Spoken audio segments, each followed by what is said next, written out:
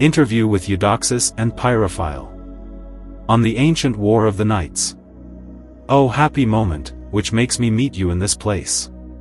For a long time I have wished with the greatest eagerness in the world to be able to talk to you about the progress I have made in philosophy, through the reading of the authors, whom you advised me to read, to instruct myself. Of the foundation of this divine science, which bears par excellence the name of philosophy. Eudoxus. I am no less happy to see you again, and I will be very happy to learn what advantage you have derived from your application to the study of our sacred science. Pyrophile. I am indebted to you for everything I know, and for what I still hope to penetrate into the philosophical mysteries, if you would continue to lend me the help of your lights. It is you who inspired me with the courage, which was necessary for me, to undertake a study whose difficulties appear impenetrable from the start, and capable of putting off at all times, the most ardent minds in search of truth. The most hidden, but thanks to your good advice, I find myself only more animated, to continue my enterprise. Eudoxus. I am delighted that I was not mistaken in my judgment of the character of your mind. You have the right caliber to acquire knowledge which is beyond the reach of ordinary geniuses, and not to weaken against so many difficulties, and which make the sanctuary of our philosophy almost inaccessible. I extremely praise the strength with which I know that you have combated the ordinary discourses of certain spirits, who believe that it is for their honor to treat as a reverie everything they do not know, because they do not want, it is said, that others can discover truths, of which they have no intelligence. Pyrophile.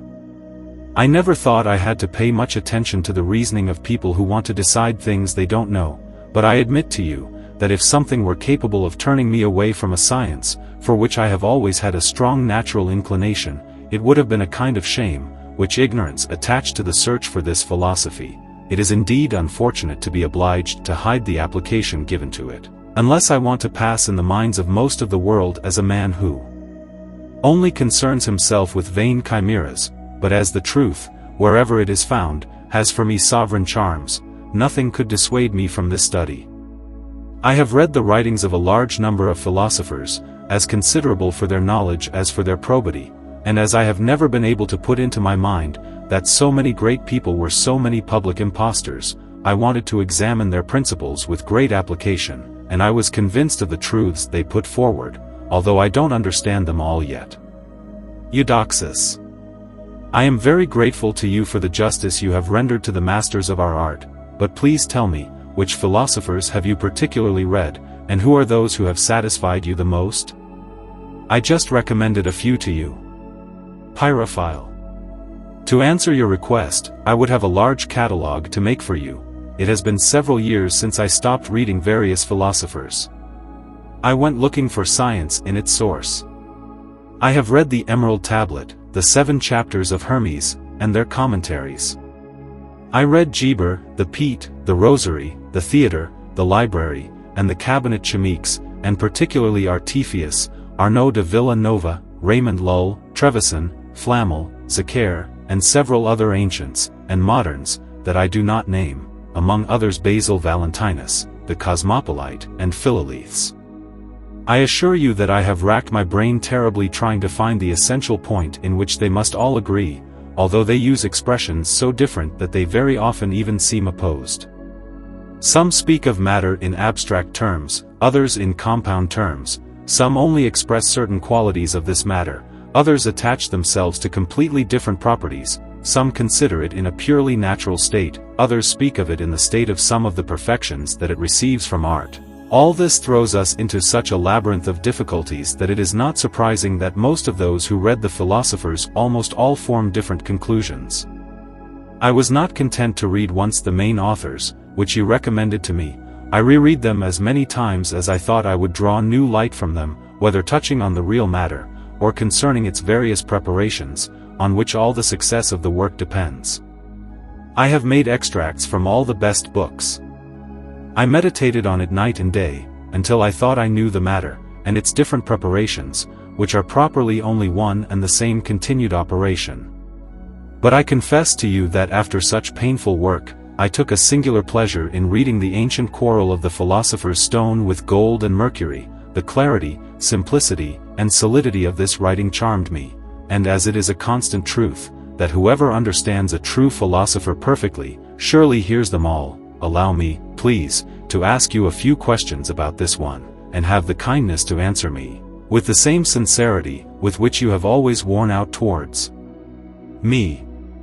I am assured that after this, I will be as educated as I need to be, to put my hand to the work, and to arrive happily at the possession of the greatest of all temporal goods. God may reward those who work in his love, and in his fear. Eudoxus. I am ready to satisfy your requests, and I will be very happy if you touch the essential point, in my resolution to hide nothing from you, of what can be used for the instruction, which you believe you need, but I believe that it is appropriate that I first make some remarks to you, which will contribute greatly to clarifying some important places in the writing that you are speaking to me about.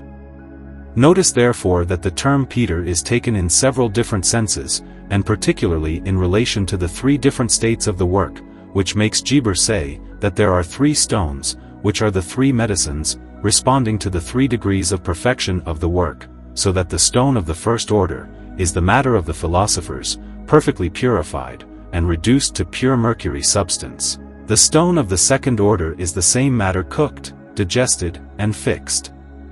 In incombustible sulfur, the stone of the third order is this same fermented matter, multiplied and pushed to the final perfection of fixed, permanent and tinting tincture, and these 3 stones are the 3 medicines of the 3 kinds.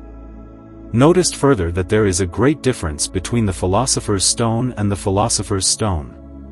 The first is the subject of philosophy considered in the state of its first preparation, in which it is truly Peter, since it is solid, hard, heavy, brittle, friable. She is a body, says Philolethe, since she flows in the fire, like a metal. However, she is a spirit because she is completely volatile. It is the compound, and the stone which contains the humidity, which runs in the fire, says Arnaud de Villanova in his letter to the King of Naples. It is in this state that it is an average substance between metal and mercury, as Abbot Seneca says. Finally, it is in this same state that Geber considers it when he says in 2 places in his Summa, "Take our stone," that is to say, he said, the material of our stone, just as if he said, "Take the philosopher's stone," which is the material of the philosopher's stone. The philosopher's stone is therefore the same stone of the philosophers, when through the secret magisterium, she reached the perfection of medicine of the third order, transmuting all imperfect metals into pure sun, or moon, according to the nature of the ferment, which was added to it. These distinctions will be of great use to you in developing the confused meaning of the philosophical scriptures, and in clarifying several places of the author, about which you have questions for me. Pyrophile. I already recognize the usefulness of these remarks, and I find in them the explanation of some of my doubts, but before moving on, please tell me, if the author of the writing, of which I am speaking to you, deserves the approval that several scavens have given him. Eudoxus. You should not doubt that this writing came from the hand of a true adept, and that it therefore deserves the esteem and approval of philosophers. The main design of this author is to disabuse an almost infinite number of artists, who, deceived by the literal meaning of the scriptures, obstinately attach themselves to wanting to make the magisterium, through the conjunction of gold with mercury variously prepared, and to convince them absolutely, he maintains with the oldest, and most recommendable philosophers, 1. That the work is made of only one thing, of one and the same species. Pyrophile. This is precisely the first of the places which caused me some scruples, because it seems to me that we can doubt with reason, that we must seek perfection in one and the same substance, and that without adding anything to it, we can do anything with it. Philosophers say, on the contrary, that not only must we remove the superfluities of matter, but still it is necessary to add what it lacks. Eudoxus. It is very easy to free you from this doubt by this comparison. Just as the juices extracted from several herbs, purified of their pomace, and incorporated together, only make a preparation of one and the same species, thus the philosophers rightly call their prepared matter one and the same thing, although we are not unaware that it is a natural compound of several substances of the same root, and of the same species, which make a complete and homogeneous whole. In this sense the philosophers are all in agreement, although some say that their matter is composed of 2 things, and others of 3, some write that it is 4, and even 5, and others finally that it is 1 thing. They are all equally right. Pyrophile. I have nothing to say in response to what you just told me. I understand the meaning very well, but I still have a doubt, because I know several people, who are versed in reading the best philosophers, and who nevertheless follow a method quite contrary to the first foundation, which our author poses. Know that philosophical matter does not need anything other than to be dissolved and coagulated. Because these people begin their operations with coagulation, they must therefore work on a liquid material, instead of a stone. Please tell me if this path is the path of truth. Eudoxus. Your remark is very judicious. The majority of true philosophers share the same feeling as this one. The matter only needs to be dissolved, and then coagulated. Mixing, conjunction, fixation, coagulation, and other similar operations occur almost by themselves, but the solution is the great secret of the art. This is this essential point, which the philosophers do not reveal. All the operations of the first work, or of the first medicine, are, strictly speaking, only a continual solution, so that calcination, extraction, sublimation, and distillation are only a true solution of matter. Geber only made the necessity of sublimation understood because it not only purifies matter from its gross parts, and addustibles, but also because it disposes it to the solution, from which results mercurial humidity, which is the key to the work. Pyrophile. Here I am extremely fortified against these so-called philosophers, who have a sentiment contrary to this author, and I don't know how they can imagine that their opinion squares quite rightly with the best authors. Eudoxus. This alone is enough to make them see their error. It is explained by a very apt comparison of ice, which melts at the slightest heat, to let us know, 3, that the main operation is to obtain the solution of a hard, dry material, approaching the nature of stone, which however by the action of natural fire must dissolve into dry water, as easily as ice melts at the slightest heat. Pyrophile. I would be extremely obliged to you if you would tell me what, 4, natural fire is. I understand very well that this agent is the main key to art. Several philosophers have expressed its nature through very obscure parables, but I confess to you, that I have not yet been able to understand this mystery. Eudoxus. Indeed it is the great mystery of art, since all the other mysteries of this sublime philosophy depend on the intelligence of that person. How satisfied I would be, if I were permitted to explain this secret to you unequivocally, but I cannot do what no philosopher has believed to be in his power. All you could reasonably expect from me is to tell you that the natural fire, of which this philosopher speaks, is a potential fire, which does not burn the hands, but which shows its effectiveness as long as it is excited by the external fire.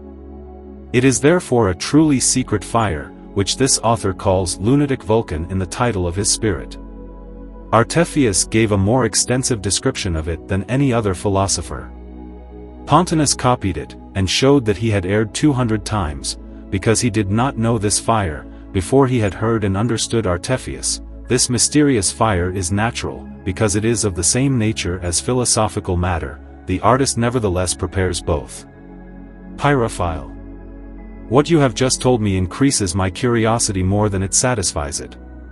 Do not condemn the instant prayers that I make to you, wanting to clarify me further on a point, so important, that unless one has knowledge of it, it is in vain that one pretends to work. We find ourselves stopped at first after the first step, which we have taken in the practice of the work. Eudoxus. The wise were no less reserved about their fire than about their matter, so that it is not in my power to add anything to what I have just told you. I therefore refer you to Artephius, and to Pontanus. Just consider carefully that this natural fire is nevertheless an artful invention of the artist, that it is suitable for calcining, dissolving, and sublimating the philosopher's stone, and that there is only this one kind of fire in the world capable of producing such an effect. Consider that this fire is of the nature of lime and that it is in no way foreign to the subject of philosophy. Finally consider by what means Geber teaches to make the sublimations required for this art, for myself I cannot do more than to make the same wish for you. Pyrophile. I would have liked you to have spoken to me more intelligibly, but since there are certain limits that philosophers cannot pass, I am content with what you have just pointed out to me.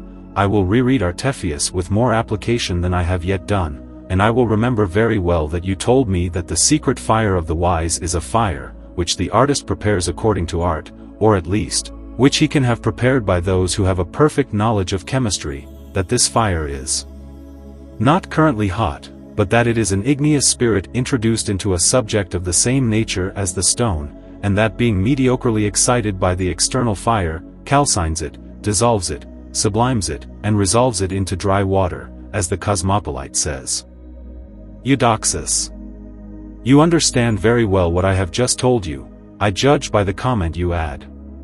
Just know that from this first solution, calcination, or sublimation, which are here the same thing, it results in the separation of the terrestrial and addustible parts of the stone, on everything if you follow the advice of Geber concerning the regime of fire, in the way he teaches it, when he deals with the sublimation of bodies, and mercury.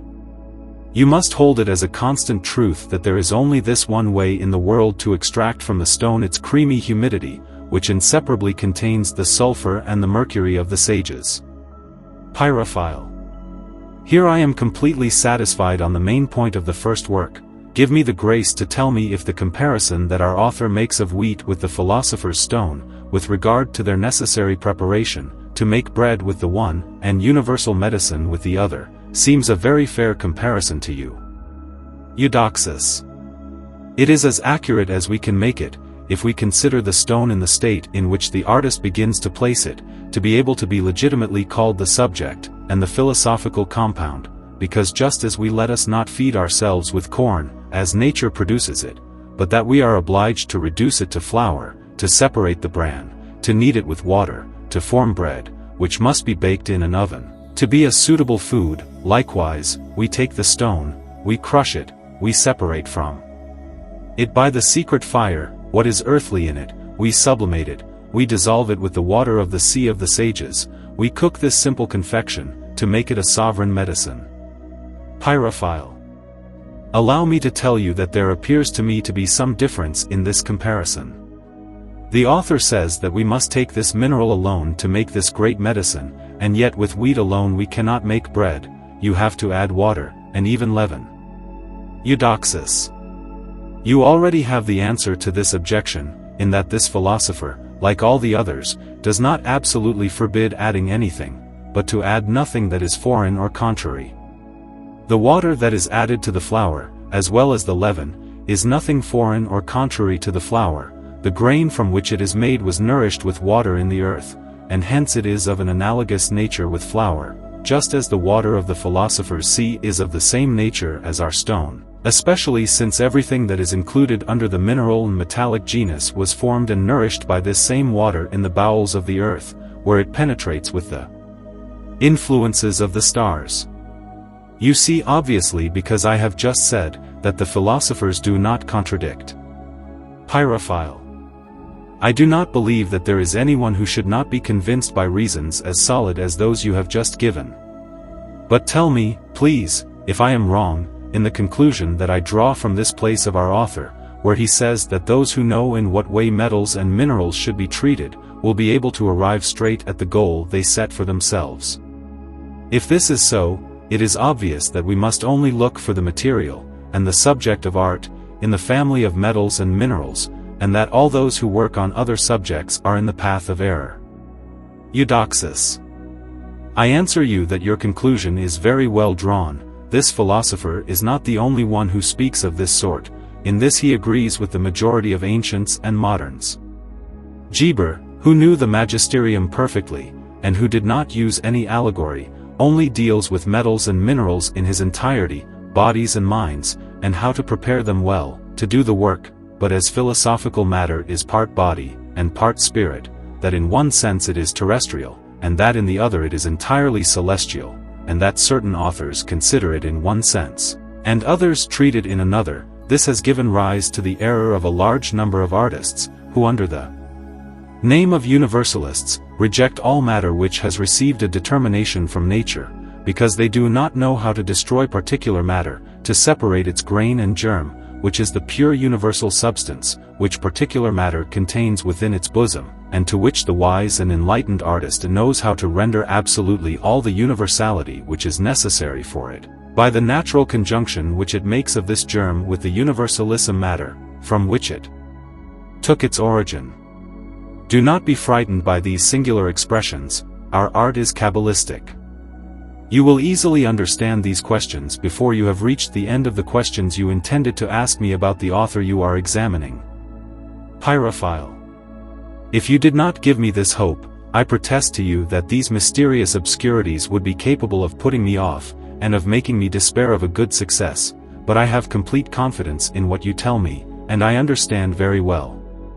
Although the metals of the vulgar are not the metals of the philosophers, since I see obviously, that to be such, they must be destroyed, and that they cease to be metals, and that the sage only needs this viscous humidity, which is their raw material, from which philosophers make their living metals, by an artifice, which is as secret as it is founded on the principles of nature. Isn't that your thought?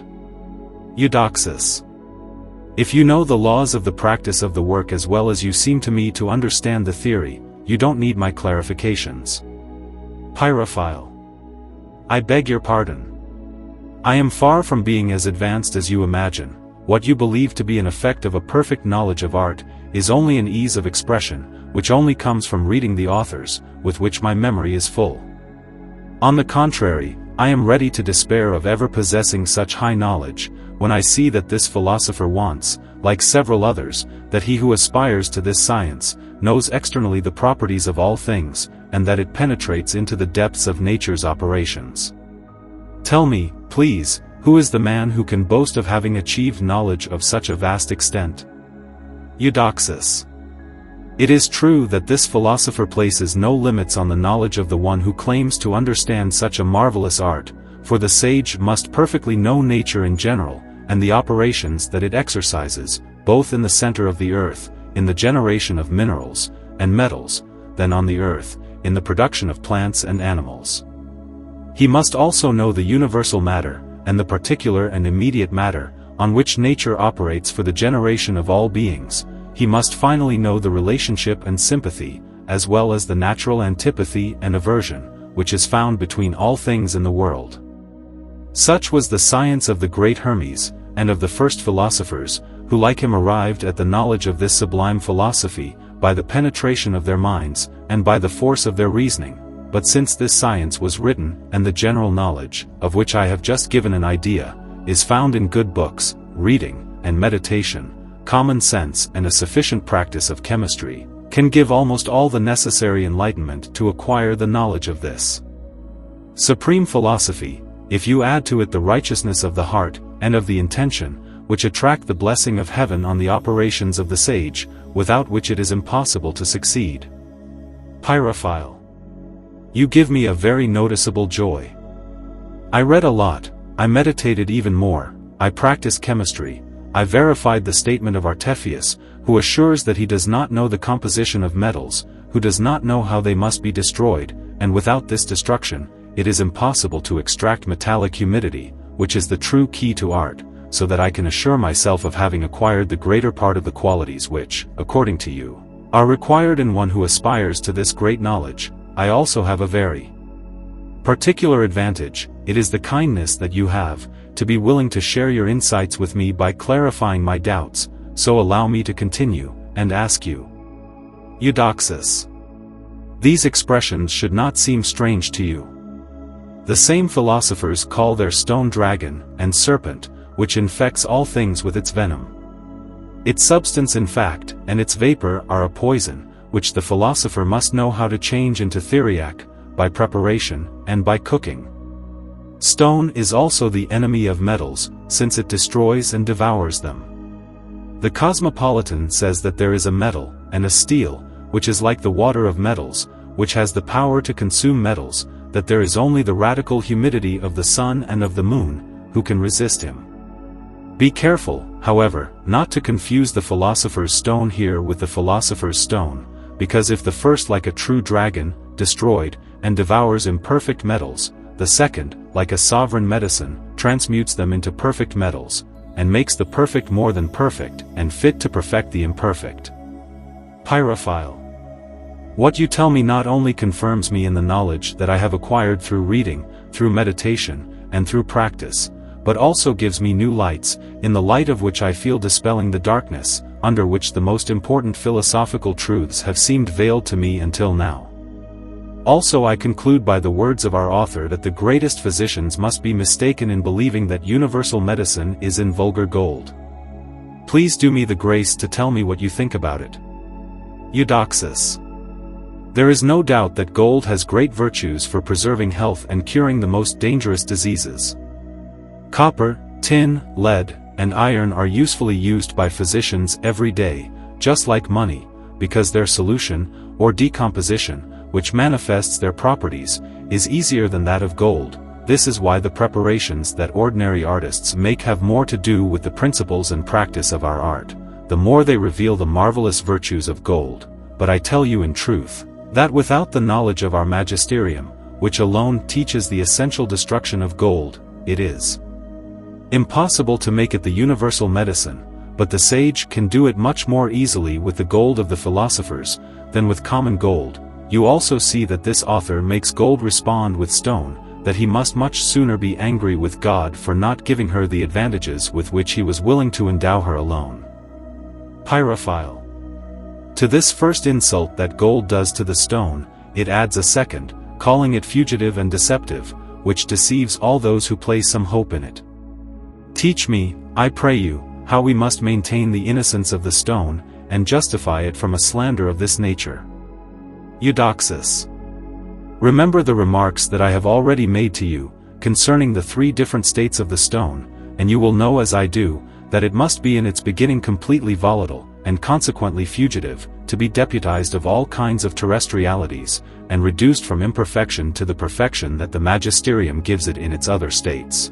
This is why the insult that gold claims to do to it turns to its praise, especially since if it were not volatile and fugitive in its beginning, it would be impossible to give it at the end the perfection and fixity which are necessary for it, so that if it deceives anyone, it only deceives the ignorant, but is always faithful to the children of science. Pyrophile. What you tell me is a constant truth. I had learned from Geber that there were only spirits, that is to say, volatile substances, capable of penetrating bodies, of uniting with them, to change them, to dye them, and to perfect them, when these spirits have been stripped of their gross parts, and of their addustible humidity. Here I am fully satisfied on this point, but as I see that the stone has extreme contempt for gold, and that it prides itself in containing in its bosom an infinitely more precious gold, give me the grace to tell me how many kinds of gold the philosophers recognize. Eudoxus. To leave you nothing to be desired concerning the theory and practice of our philosophy, I want to teach you that according to the philosophers, the first is an astral gold, whose center is in the sun, which by its rays communicates it at the same time as its light, to all the stars, which are inferior to it.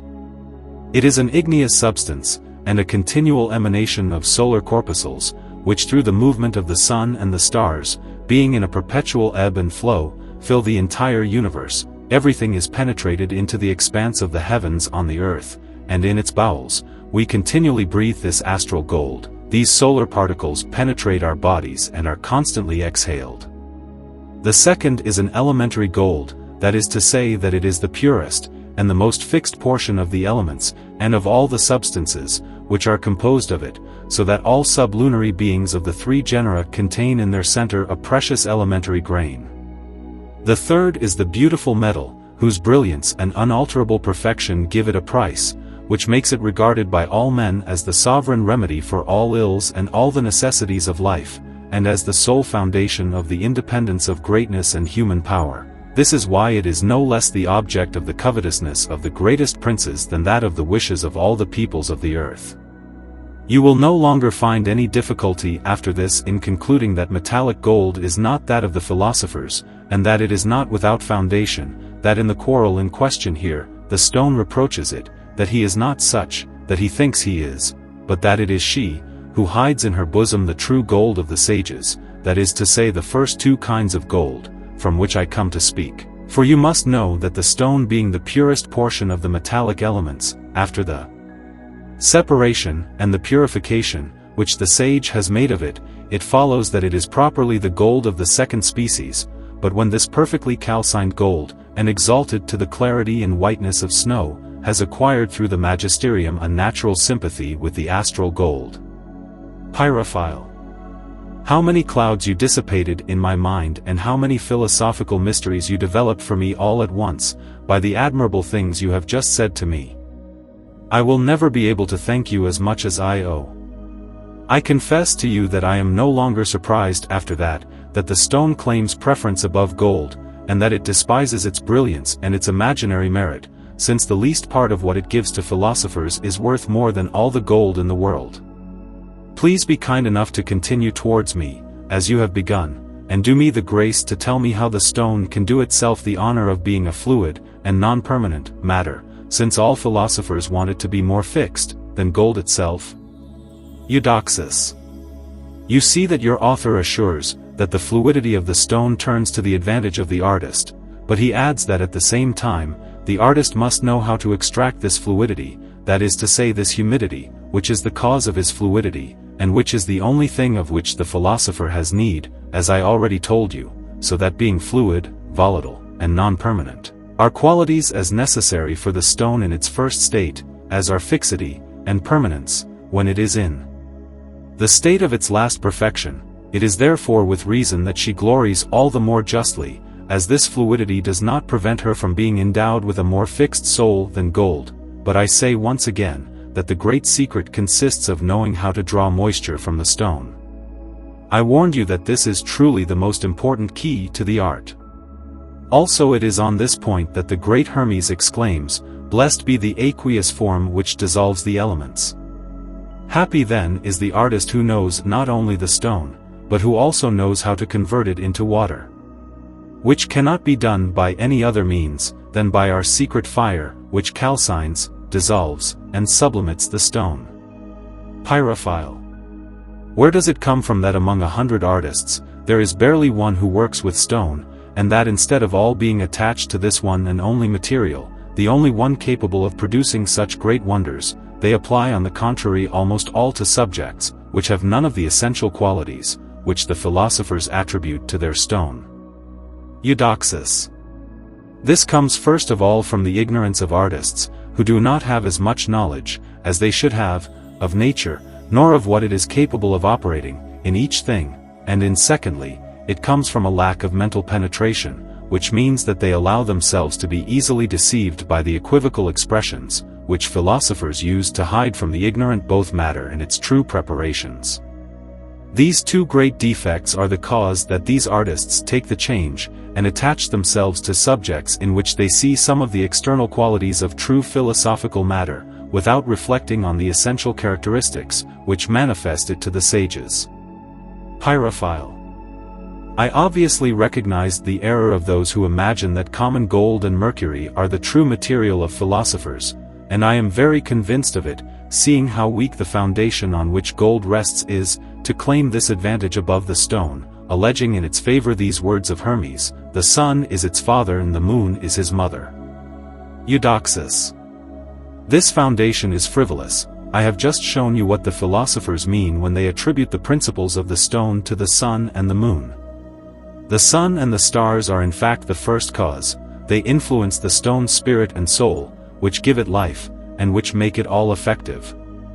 This is why they are the father and the mother. Pyrophile. All philosophers say, like others, that the physical tincture is composed of a red, incombustible sulfur, and a clear and well-purified mercury. This authority is stronger than the previous one, for must we conclude that gold and mercury are the material of stone? Eudoxus. You must not have forgotten that all philosophers unanimously declare that gold and common metals are not their metals, that theirs are alive, and that the others are dead. You must not have forgotten either that I showed you by the authority of the philosophers, based on the principles of nature, that the metallic humidity of the prepared and purified stone contains inseparably in its bosom sulfur and mercury of the philosophers, that it is therefore this single thing of one and the same species, to which nothing must be added, and that the only mercury of the sages has its own sulfur, by means of which it coagulates and fixes itself, you must therefore consider it an indubitable truth that the artificial mixture of sulfur and mercury, whatever they may be. Pyrophile. But this great natural friendship which is between gold and mercury, and the union which is made so easily, are these not proofs, that these two substances must be converted by a suitable digestion, into a perfect tincture? Eudoxus. Nothing is more absurd than this, because when all the mercury, which we mix with gold, is converted into gold, which is impossible, or that all the gold would be converted into mercury, or into an average substance, there would never be more solar tincture in this confection than there was in gold, which would have been mixed with mercury, and consequently it would have no contingency virtue, nor any multiplicative power. Besides the fact that we must hold as constant, that a perfect union of gold and mercury will never occur, and that bringing this fugitive companion closer will abandon the gold as soon as he feels pressed by the action of the fire. Pyrophile. I do not doubt in any way what you have just told me. This is the feeling consistent with the experience of the most solid philosophers, who openly declare themselves against vulgar gold and mercury, but at the same time a scruple comes to me, on the fact that it is true that philosophers do not never say the truth less than when they explain it openly. Could they not, touching on the obvious exclusion of gold, mislead those who take their words literally? Or should we take it for granted, as this author says, that philosophers only manifest their art when they use similes, figures, and parables? Eudoxus. There is a lot of difference between declaring positively that this or that material is not the true subject of art, as they do regarding gold and mercury, and to make known, under figures and allegories, the most important secrets, to the children of science, who have the advantage of clearly seeing the philosophical truths, through the enigmatic veils, with which the sages know how to cover them. In the first case, the philosophers speak the unequivocal truth negatively, but when they speak affirmatively and clearly on this subject, we can conclude that those who attach themselves to the literal meaning of their words will undoubtedly be deceived. Philosophers have no surer means of hiding their knowledge from those who are unworthy of it, and of manifesting it to the sages, than to explain it only by allegories in the essential points of their art. This is what makes Artephius say that this art is entirely Kabbalistic, for the understanding of which we need a kind of revelation, the greatest insight of mind. Without the help of a faithful friend, who possesses these great lights, is not sufficient to disentangle the true from the false. Also it is almost impossible, that with the only help of books and work, we can achieve knowledge of the subject, and even less the understanding of a practice however singular, simple, natural, and easy as it may be. Pyrophile. I recognize from my own experience how necessary the help of a true friend, such as you are. Failing which it seems to me that artists, who have wit, good sense, and probity, have no better means than to often confer together, both on the insights they draw from reading good books, only on the discoveries they make through their work, so that from the diversity, and from the shock, so to speak, of their different feelings, new sparks of clarity are born, thanks to which they can carry their discoveries to the final term of this secret science. I have no doubt that you approve of my opinion. But as I know that several artists treat the feeling of the authors as a vision, and as a paradox. Eudoxus.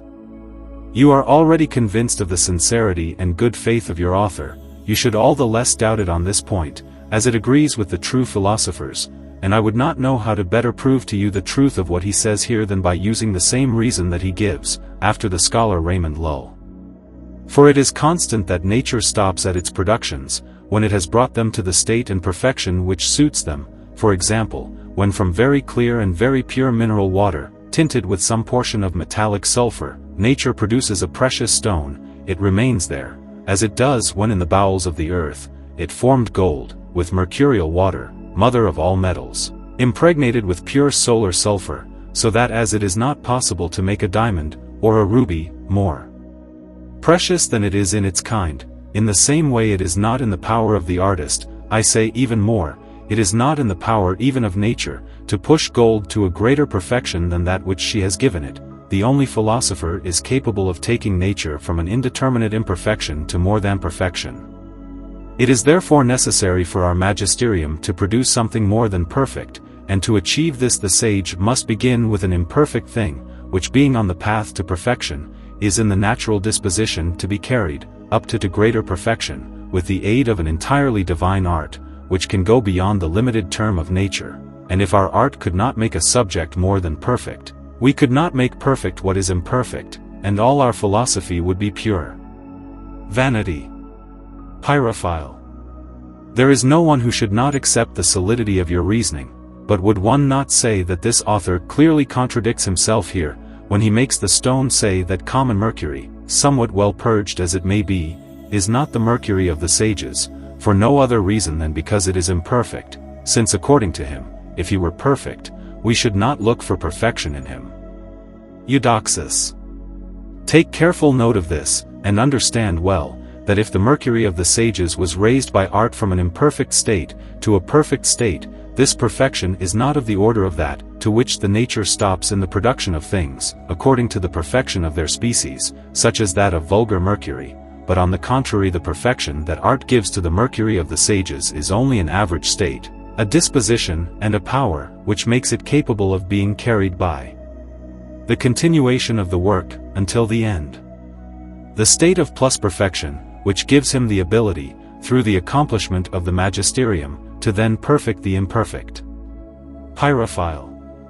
These reasons, abstract as they are nevertheless perceptible and make an impression on the mind. For my part, I confess to you that I am entirely convinced of them. Please be kind enough not to be put off by the continuation of my requests. Our author assures us that the error into which artists fall, by taking common gold and mercury, for the true material of stone, deceived in this by the literal sense of the philosophers, is the great stumbling block of 1,000 people. For me, I don't know how with reading, and common sense, we can attach ourselves to an opinion, which is visibly condemned by the best philosophers. Eudoxus. Yet this is how it is. Philosophers may well recommend that we should not allow ourselves to be deceived by mercury, nor even by common gold. Most artists nevertheless adhere to it obstinately, and often after having worked uselessly over the course of several years on foreign materials, finally recognize the mistake they have made. However, they come to common gold and mercury, in which they find no better benefit. It is true that there are philosophers, who appear very sincere, nevertheless throw artists into this error, maintaining very seriously, that those who do not know the gold of the philosophers, will nevertheless be able to find it in the common gold, cooked with the mercury of the philosophers. Philolethe feels this way. He assures that Trevisan, Zacher and Flamel followed this path. He adds, however, that it is not the true path of the sages, although it leads to the same end. But these assurances, sincere as they appear, do not fail to deceive the artists, who want to follow the same Philolethe's in the purification and animation, which he teaches, of the common mercury, to make it the mercury of the philosophers, which is a very gross error under which he has hidden the secret of the mercury of the sages. Undertake on his word a very difficult and absolutely impossible work. Also after a long work full of annoyances and dangers, they only have a mercury a little more impure than it was before, instead of a mercury animated by the celestial quintessence, a deplorable error, who lost and ruined. Pyrophile. It is a great advantage to be able to become wise at the expense of others. I will try to take advantage of this error, by following the good philosophers, and by conducting myself according to the light that you have given me the grace to give me. One of the things which contributes most to the blindness of artists, who attach themselves to gold, and to mercury, is the common saying of philosophers, namely that their stone is composed of male and female, that gold takes the place of male, according to them, and mercury of female. I know well, as my author says, that it is not the same with metals as with things that have life. However, I will be greatly obliged to you, if you would be kind enough to explain to me what this difference consists of. Eudoxus. It is a constant truth that the copulation of the male and the female is ordained by nature, for the generation of animals, but this union of the male and the female for the production of the elixir, as well as for that of the metals, is purely allegorical, and is also only necessary for the production of plants, the seed of which alone contains all that which is required for the germination, growth, and multiplication of plants. You will therefore notice that philosophical matter, or the mercury of the philosophers, is a true seed, which although homogeneous in its substance, does not fail to be a dual nature, that is to say that it also participates in the nature of sulfur, and that of metallic mercury, intimately and inseparably united, one of which takes the place of the male, and the other female. This is why the philosophers call her hermaphrodite, that is to say that she is gifted with both sexes, so that without the need for the mixture of any other thing, it alone is sufficient to produce the philosophical child, whose family can be multiplied to infinity, just as a grain of corn could, with time and cultivation, produce a large enough quantity, to sow a vast field. Pyrophile. If these marvels are as real, as they are very similar, we must admit that the science, which gives knowledge of them, and which teaches their practice, is almost supernatural and divine. But not to deviate from my author, please tell me, if the stone is not very bold to assert loudly, and without alleging very relevant reasons, that without it is impossible to make any gold, nor any silver, which are true. Gold disputes this quality with him, based on reasons which have a lot of resemblance, and he puts before his eyes his great defects, such as being a filthy, impure, and venomous substance, and that he, on the contrary, is a pure substance, and without defects, in such a way that it seems to me, that this high claim of the stone, opposed by reasons. Eudoxus. What I have said above is more than sufficient to establish the preeminence of stone, above gold, and of all created things. If you pay attention to it, you will recognize that the force of truth is so powerful, that gold, by wanting to decry the stone, by the defects that it has in its birth, establishes without thinking about it its superiority, by the most solid of reasons, that the stone itself can allege in its favor. There it is. Gold admits and recognizes that the stone bases its right of preeminence on the fact that it is a universal thing. Is more needed to condemn gold and force it to yield to stone? You are not unaware of the extent to which universal matter is above particular matter. You have just seen that the stone is the purest portion of the metallic elements, and that consequently it is the raw material of the mineral and metallic genre, and that when this same material has been animated, and fertilized by the natural union, which is made with purely universal matter, it becomes the vegetable stone, the only one capable of producing all the great effects, which the philosophers attribute to the three medicines of the three genres. There is no need for stronger reasons, to stand up once and for all, vulgar gold and mercury, from their imaginary pretensions, gold and mercury, and all other particular substances, in which nature ends its operations, whether they are perfect, or whether they are absolutely imperfect, are entirely useless, or contrary to our art. Pyrophile. I am completely convinced of it, but I know several people, who treat the stone as ridiculous, for wanting to dispute seniority with gold. This author supports this same paradox, and takes back the gold on what he loses respect for the stone, giving a denial to the one who is older than him. However, as stone has its origins in metals, it seems difficult to me to understand the basis of its antiquity. Eudoxus.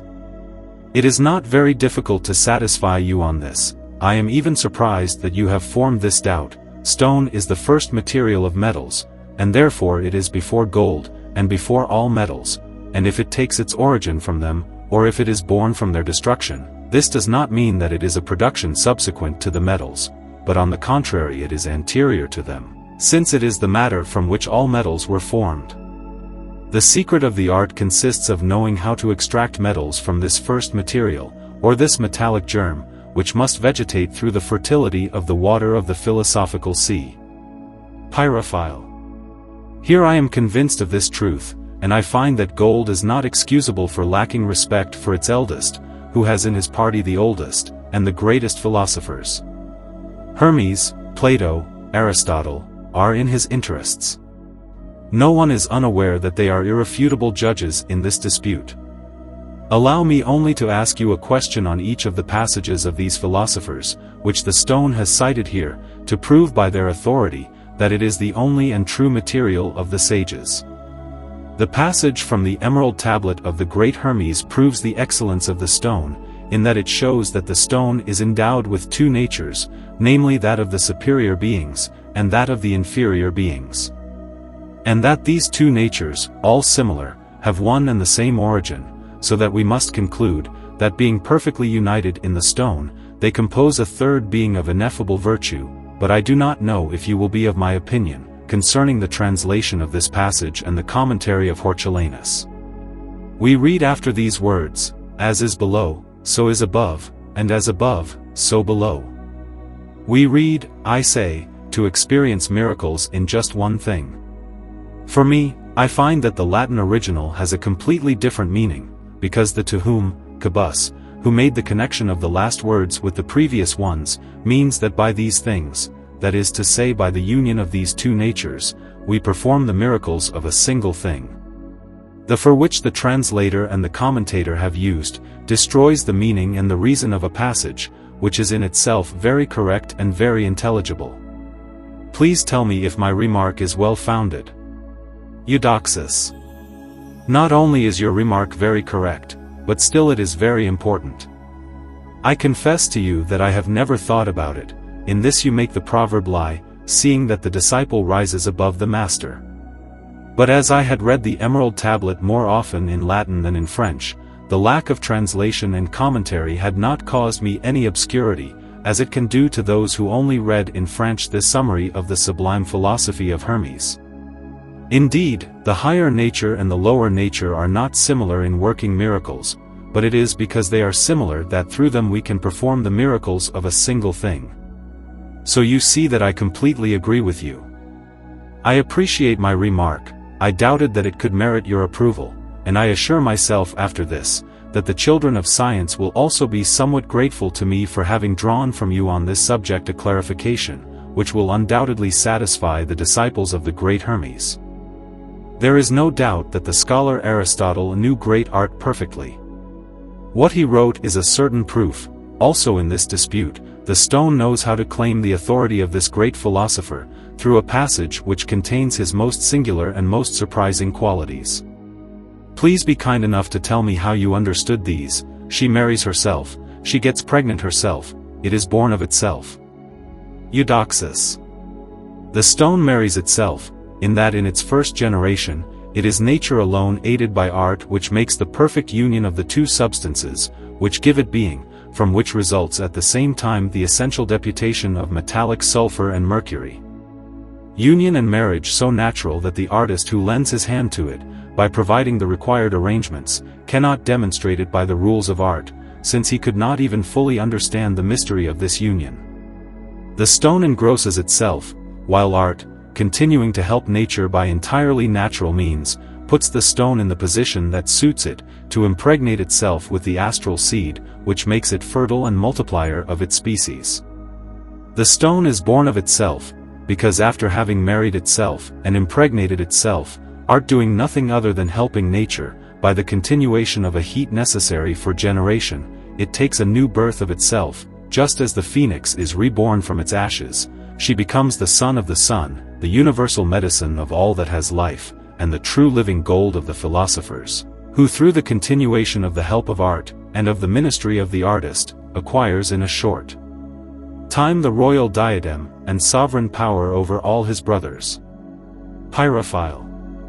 I understand very well that on these same principles, it is not difficult to understand all the other qualities that Aristotle attributes to the stone, such as killing itself, to come back to life on its own, to resolve itself in its own blood, to coagulate with it again, and to finally acquire all the properties of the philosopher's stone. I don't even find any more difficulties after that, in the passage from Plato.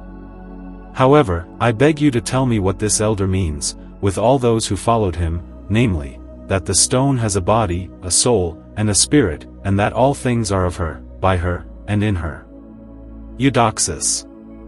Plato would have had to, in the natural order, have gone before Aristotle, who was his disciple, and from whom it is likely that he had learned the secret philosophy, of which he wanted Alexander the Great to believe him perfectly instructed, if we judge from some places of the writings of this philosopher, but this order is not very important, and if you carefully examine the passage from Plato, and that from Aristotle, you will not find them very different in meaning, to satisfy nevertheless.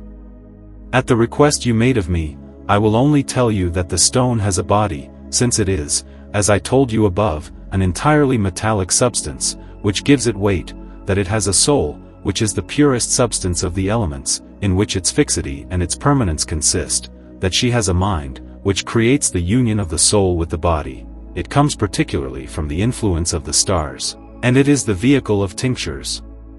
Nor will you have much difficulty in understanding that all things are of her, through her, and in her, since you have already seen that stone is not only the first material of all beings contained under the mineral and metallic genus, but also that it is united to universal matter, from which all things took birth, and this is the foundation of the last attributes which Plato gives to the stone. Pyrophile.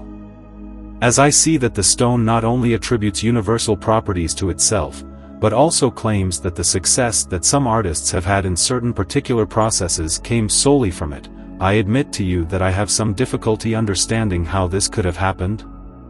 Eudoxus. This philosopher, however, explains it quite clearly. He says that some artists who have known the stone imperfectly, and who have only known part of the work, having nevertheless worked with the stone, and found the means of separating its spirit, which contains its tincture, have managed to communicate some parts of it to imperfect metals, which have an affinity with the stone, but that for not having had full knowledge of its virtues, nor of the way of working with it, their work has not helped them. Not of much use, besides that the number of these artists is certainly very small. Pyrophile. It is natural to conclude from what you have just told me, that there are people who have the stone in their hands, without knowing all its virtues, or, if they know them, they do not know how to must work with it, to succeed in the great work, and that this ignorance is the cause that their work has no success. Please tell me if this is so. Eudoxus. No doubt several artists have the stone in their possession, some despise it as a vile thing, others admire her, because of the somewhat supernatural characteristics that she brings when she is born, without however knowing all of her worth. Finally, there are some who are aware that it is the true subject of philosophy, but the operations that the children of art must carry out on this noble subject are entirely unknown to them, because books do not teach them, and because all philosophers hide this admirable art which converts the stone into the mercury of the philosophers, and who learns to make this mercury the philosopher's stone. This first practice is the secret work, concerning which the sages only express themselves through allegories, and through impenetrable enigmas, or they don't talk about it at all. This is, as I said, the great stumbling block against which almost all artists stumble. Pyrophile. Happy are those who possess this great knowledge. For my part, I cannot flatter myself that I have arrived at this point. I am at a loss to know how I can thank you enough, for having given me all the clarifications that I could reasonably wish for from you, on the most essential parts of this philosophy, as well as on all the others, concerning which you were kind enough to answer my questions. I urge you not to tire. I still have a few to tell you which seem to me to be of very great consequence. This philosopher assures that the error of those who worked with the stone, and who did not succeed, came from the fact that they did not know the origin from which the dyes come. If the source of this philosophical fountain is so secret, and so difficult to discover, it is certain that there are many deceived people, for they all generally believe that metals and minerals, and particularly gold, contain in their center this tincture capable of transmuting imperfect metals. Eudoxus. This source of life-giving water is before everyone's eyes, says the cosmopolitan, and few people know about it. Gold, silver, metals, and minerals do not contain a multiplicative tincture to infinity. There are only the living metals of the philosophers, who have obtained from art, and from nature, this multiplicative faculty, but also there are only those who are perfectly enlightened in the philosophical mysteries, who know the true origin of the dyes. You are not among those who do not know where philosophers draw their treasures, without fear of drying up their source. I told you clearly, and without ambiguity, that the sky, and the stars, but particularly the sun and the moon are the principle of this fountain of living water, the only one capable of carrying out all the wonders that you have learned. This is what makes the cosmopolitan say in his enigma, that in the delicious isle, of which he describes, there was no water, that all that which we endeavored to bring there, by machines and artifices, was either useless or poisoned, except that which few people knew how to extract from the rays of the sun or the moon. The means of bringing down this water from heaven is certainly marvelous. It is in the stone, which contains the central water, which is truly one and the same thing with the celestial water, but the secret consists in knowing how to convert the stone into an imen, which attracts, embraces, and unites this astral quintessence, to make together only one essence, perfect, and more than perfect. Pyrophile. How much obligation I have to you for being willing to reveal to me such great mysteries, to the knowledge of which I could never hope to arrive, without the help of your enlightenment. But since you find it good for me to continue, please allow me to tell you that until now I have not seen a philosopher who had declared as precisely as this one does, that it was necessary to give a wife to the stone, making it speak in this way. If these artists had carried their research further and had examined which woman is specific to me, that they had sought her and united me to her, that's when I could have died 1,000 times more. Eudoxus. It is a great deal, however, that you already know for yourself that this passage is connected with the one that I have just explained to you, that is to say that you judge well that the woman who is proper to the stone and who must be united to it, is this fountain of living water, whose entirely celestial source, which has particularly its center in the sun, and in the moon produces this clear and precious stream of the sages, which flows into the sea of philosophers, which surrounds everyone. It is not without foundation that this divine fountain is called by this author the woman of the stone. Some have represented her in the form of a celestial nymph, some others give it the name of the chaste Diana, whose purity and virginity is not sullied by the spiritual bond which unites her to the stone. In a word, Pyrophile. I feel with indescribable satisfaction all the effect of the lights, of which you tell me, and since we are on this point, allow me, I beg you, to ask you a question, which although it is outside the text of this author, is nevertheless essential to this subject. I beg you to tell me if the magical marriage of heaven and earth can be done at any time, or if there are seasons in the year which are more suitable than others to celebrate these philosophical nuptials. Eudoxus. I have come too far to refuse you such a necessary and reasonable clarification. Several philosophers have marked the season of the year, which is most suitable for this operation. Some have not made any mysteries of it, the others, more reserved, only explained this point through parables. The first named the month of March, and spring. Zachary and some other philosophers say that they began their work at Easter, and that they happily finished it during the year. The others are content to represent the garden of Hesperides enameled with flowers, and particularly violets and hyacinths, which are the first productions of spring. The cosmopolitan more ingenious than the others, to indicate that the season most suitable for philosophical work. Pyrophile.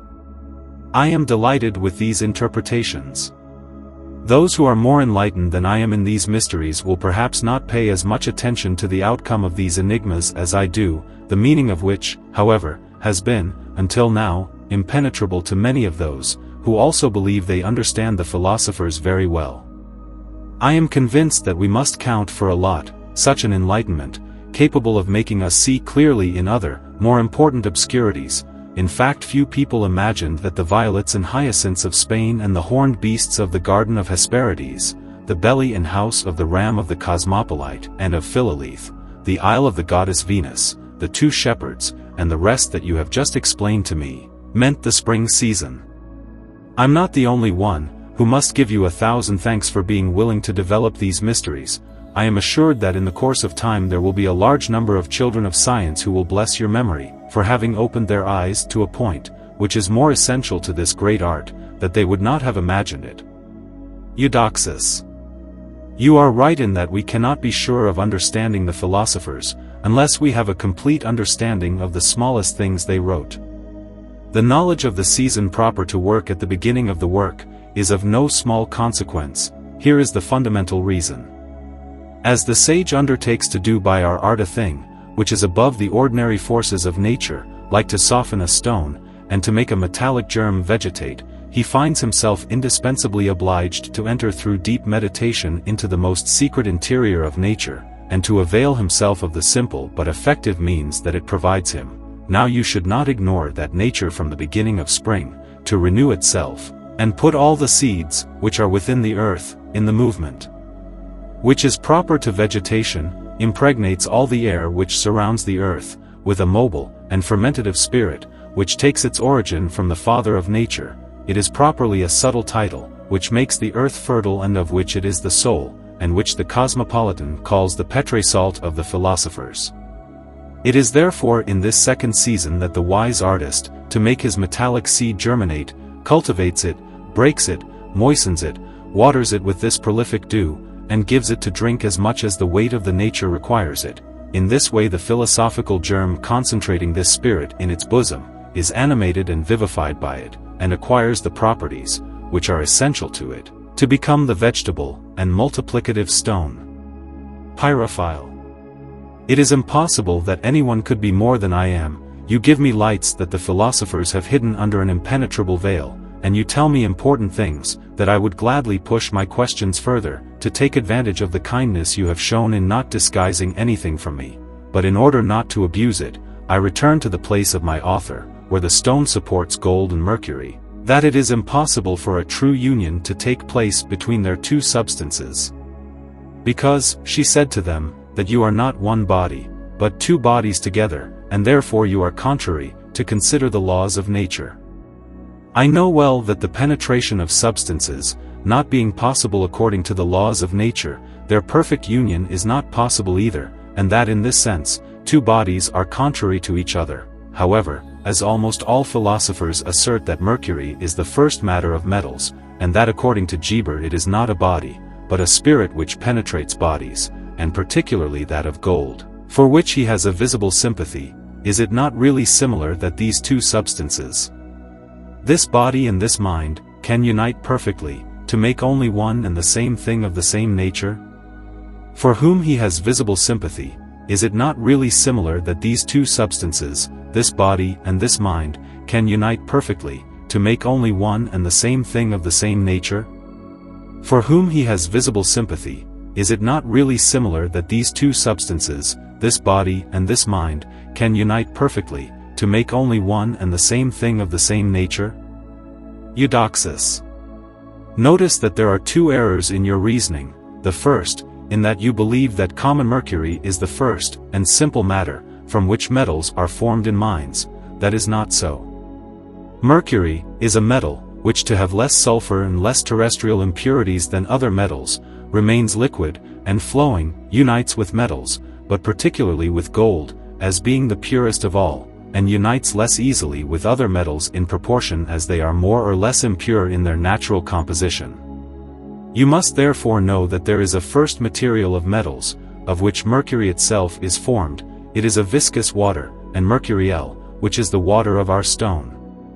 I would take too long if I wanted to deduce here everything there is to say on this subject.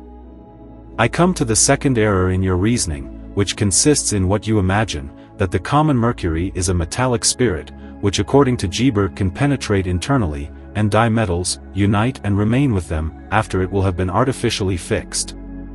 But you must consider that mercury is only called spirit by Geber because it flies away from fire, because of the mobility of its homogeneous substance. However, this property does not prevent it from being a metallic body, which for this reason can never unite so perfectly with another metal that it does not always separate from it, when it feels pressed by the action of fire. Pyrophile. I understand very well that my reasoning was erroneous, and to tell you the truth, I could never imagine that common mercury was the first material of metals, although several serious philosophers posit this truth, for of the foundations of art. And I am convinced that we cannot find in mines the true raw material of metals, separated from metallic bodies. It is only a vapor, a viscous water, an invisible spirit, and I believe in a word that the seed is only found in the fruit. I don't know if I'm speaking correctly, but I believe that this is the true meaning of the clarifications that you wanted to give me. Eudoxus. We could not have understood better that you made these truths known to few people. There is satisfaction in speaking openly with you about the philosophical mysteries. See what requests you still have to make of me. Pyrophile. I do not know if the stone does not contradict itself, when it boasts of having an imparting body with a constant soul, and a penetrating tincture?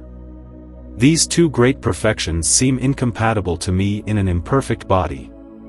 Eudoxus. It would seem here that you have already forgotten a fundamental truth, of which you have been fully convinced previously. Remember then that if the body of stone were not imperfect, however, with an imperfection in which nature has not completed its operation, we could not seek there, and even less find perfection. Having said this, it will be very easy for you to judge that the constancy of the soul and the perfection of the tincture are not currently, nor in a condition to manifest themselves in the stone, as long as it remains in its imperfect being, but when, through the continuation of the work, the substance of the stone has passed from imperfection to perfection, and from perfection to more than perfection, the constancy of its soul and the effectiveness of the tincture of his mind, find themselves reduced from power to action, so that the soul, the spirit, and the body of the stone equally exalted, compose a whole of an incomprehensible nature and virtue. Pyrophile. Since my requests give you reason to say such strange things, do not find it bad, I beg you, let me continue.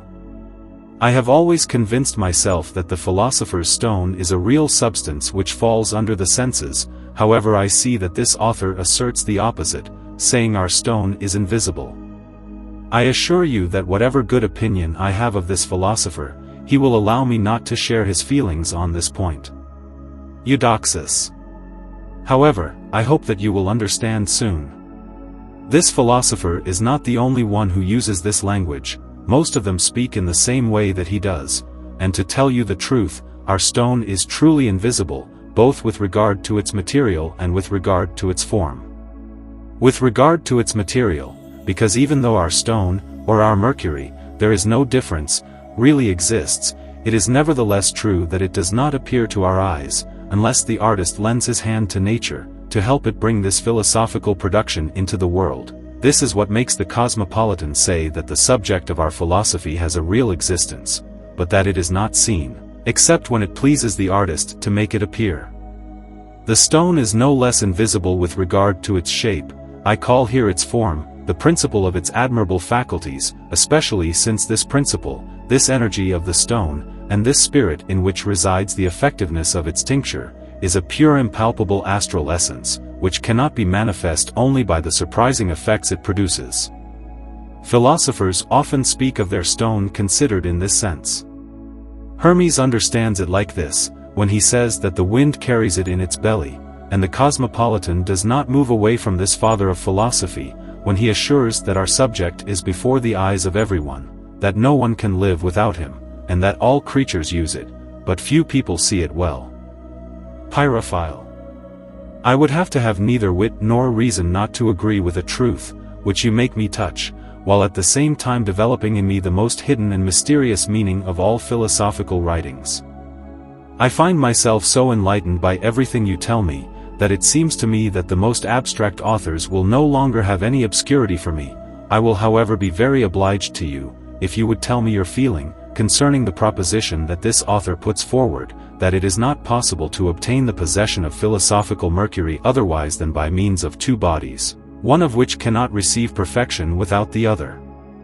This passage seems so positive to me, and so precise. Eudoxus. There is certainly no more fundamental one, since this philosopher marks you in this place, how the stone on which all our philosophy is founded is formed. In fact, our mercury, or our stone, takes birth from two bodies. Note however that it is not the mixture of two bodies which produces our mercury, or our stone, because you have just seen that the bodies are contrary, and that a perfect union cannot be made. But our stone is born on the contrary from the destruction of two bodies, which act on each other like the male and the female, or like the body and the spirit, in a way as natural as it is incomprehensible to the artist, who lends the necessary assistance, cease entirely to be what they were before. Note also that these two bodies which destroy each other, and merge into each other, for the production of a third substance, and of which one takes the place of male, and the other of female, in this new generation, are two agents, who strip themselves of their grossest substance in this action, change their nature to give birth to a son of a nobler and more illustrious origin than the father and mother, who give him birth. To be, also when he is born he brings visible marks which obviously show that heaven presided over his birth. Note further that our stone is reborn several times, but that in each of its new births, it always draws its origin from two things. You have just seen how she begins to be born from two bodies.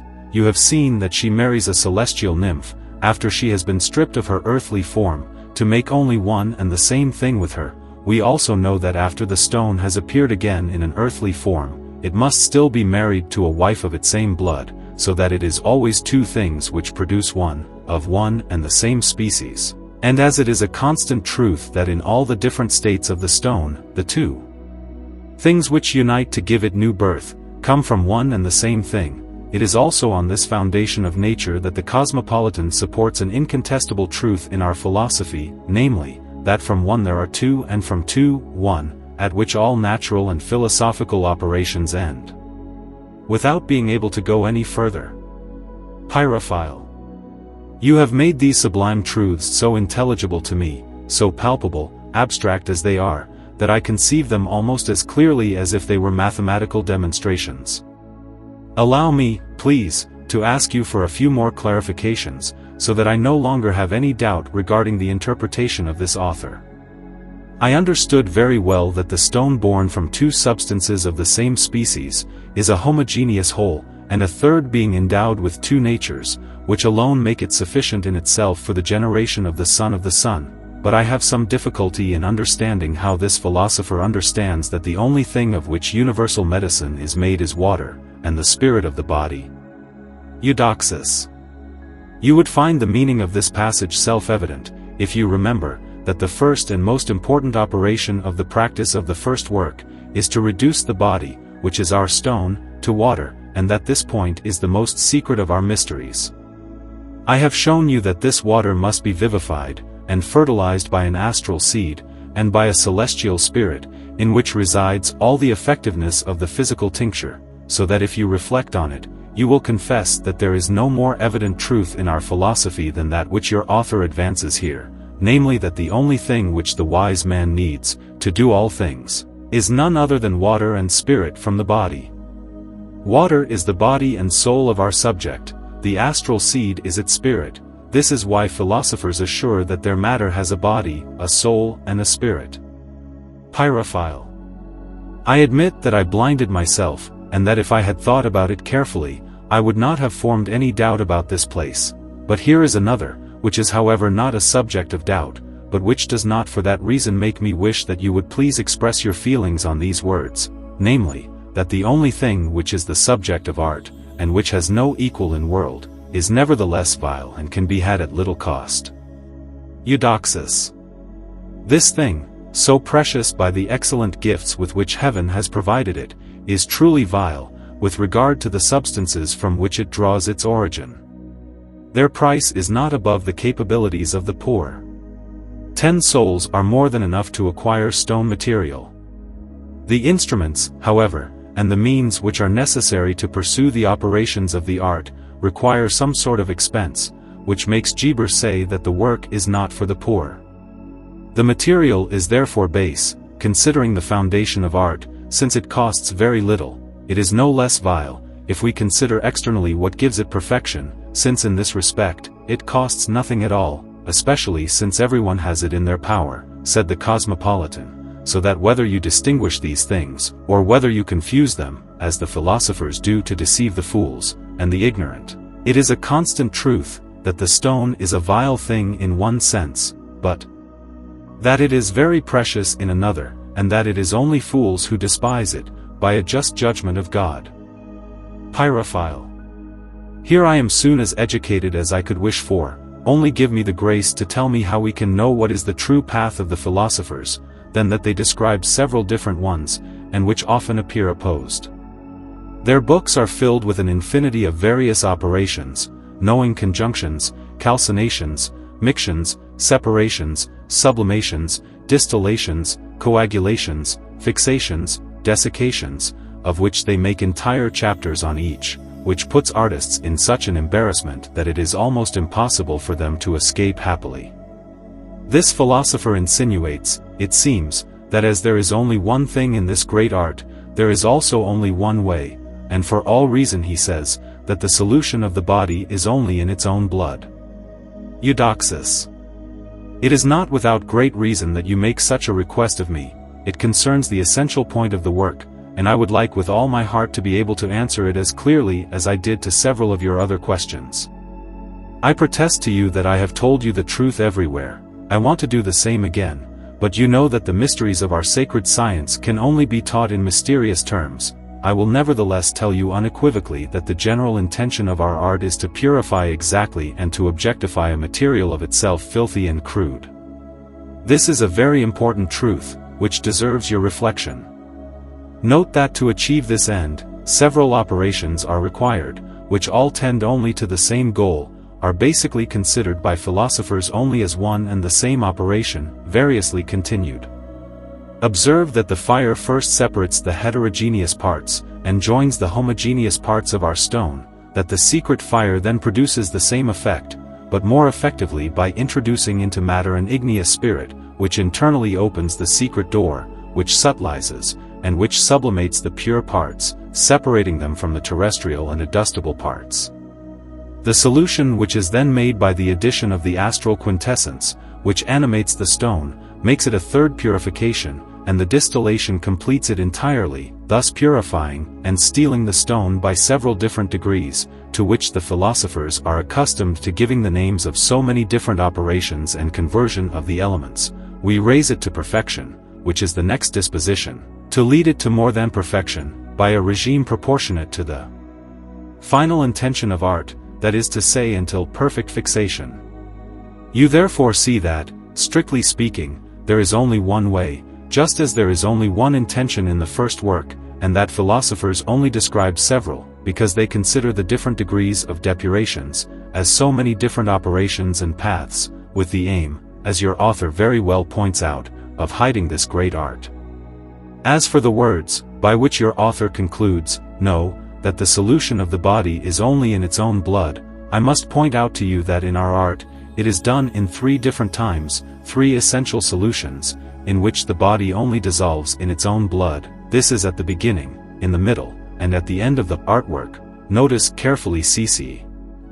I have already shown you that in the principal operations of art, it is always 2 things which produce one, that of these 2 things one takes the place of male, and the other of female.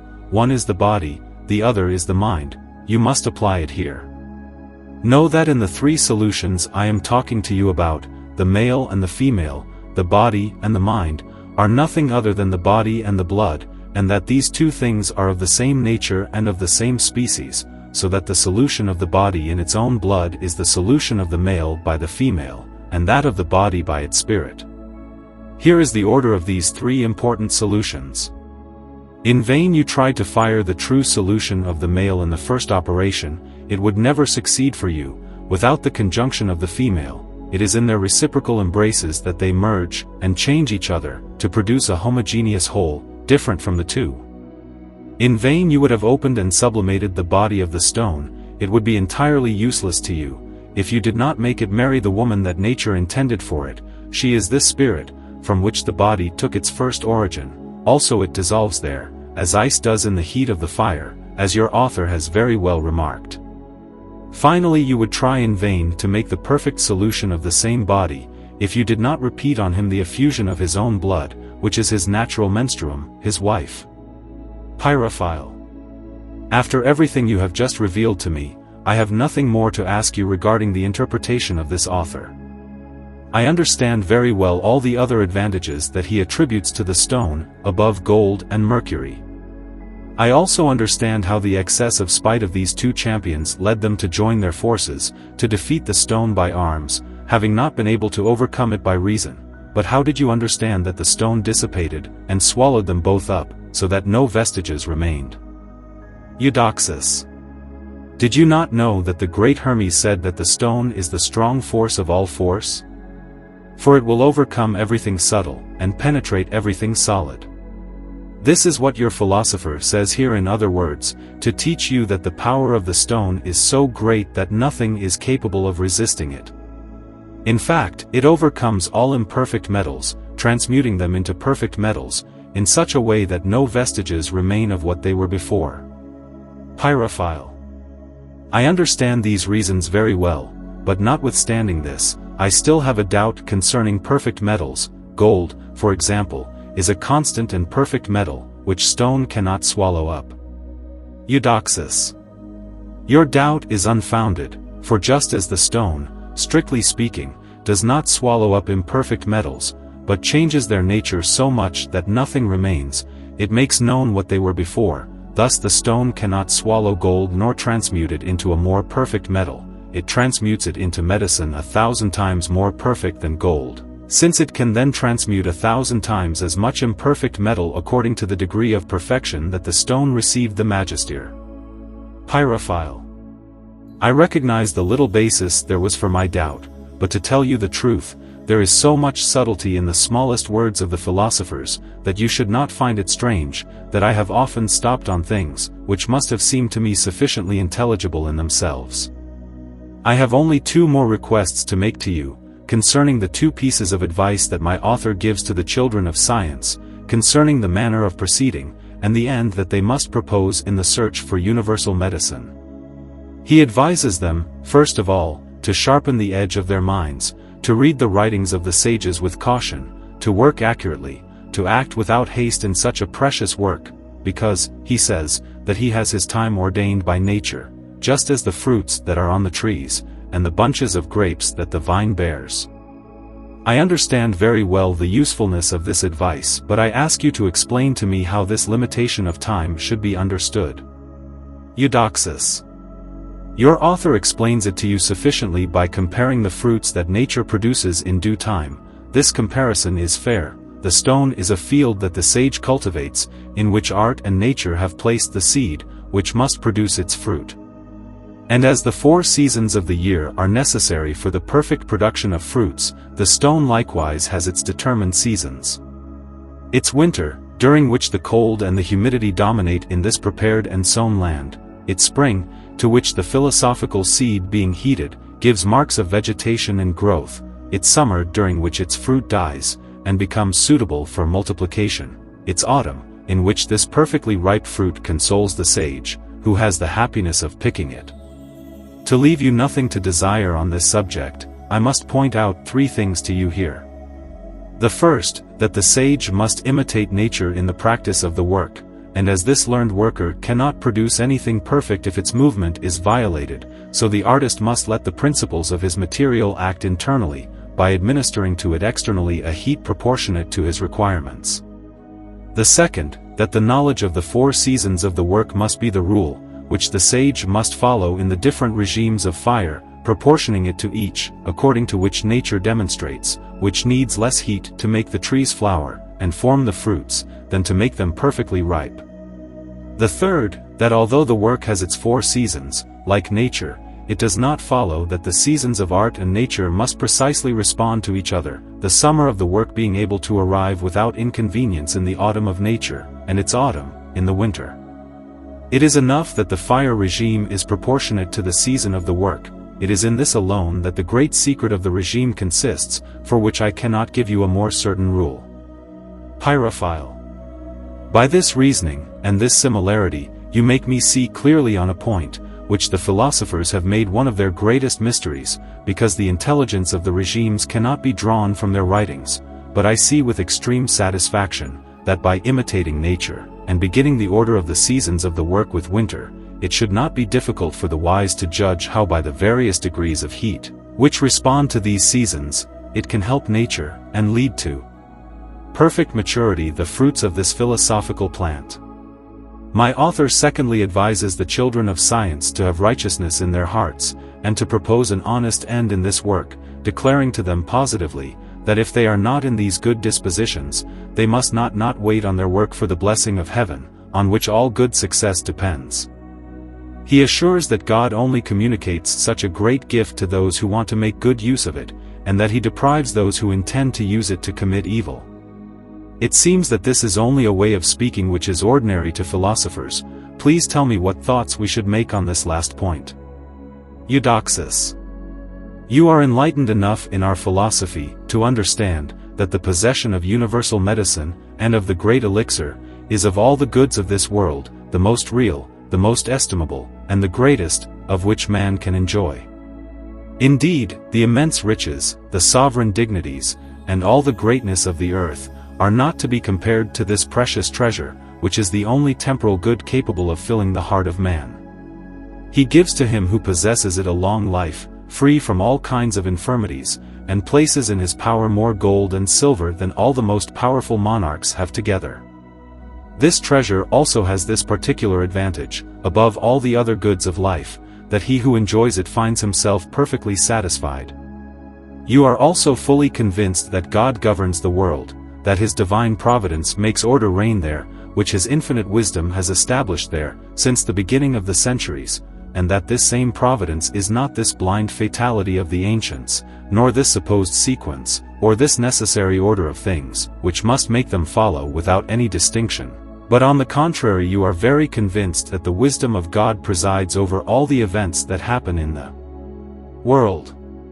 On the double foundation that these two reflections establish, you cannot doubt that God, who sovereignly disposes of all the goods of the earth, never allows those who apply themselves to the search for this precious treasure, with the intention to make a bad use of it, can through their work achieve its possession. In fact, what evils would not be capable of causing in the world a perverse spirit, which would have no other aim than to satisfy its ambition, and to satisfy his lusts, if he had in his power, and in his hands, this assured means of carrying out his most criminal enterprises. This is why the philosophers, who know perfectly well the evils and disorders which could occur in civil society, if the knowledge of this great secret were revealed to the impious, treat it only with fear, and only speak of it in enigmas, so that it is only understood by those who study and work God wants to bless. Pyrophile. There will be no one of good sense and God-fearing who does not enter into these sentiments, and who must not be entirely persuaded that to succeed in such a great and important enterprise, one must incessantly implore the divine goodness to enlighten our minds, and to give his blessing to our work. All that remains for me is to return you very humble thanks, for the fact that you were kind enough to treat me as a child of science, to speak to me sincerely, and to instruct me in such great mysteries, so clearly, and also intelligibly, that it is permitted to do so, and that I can wish it. I promise you that my gratitude will last as long as my life. The End.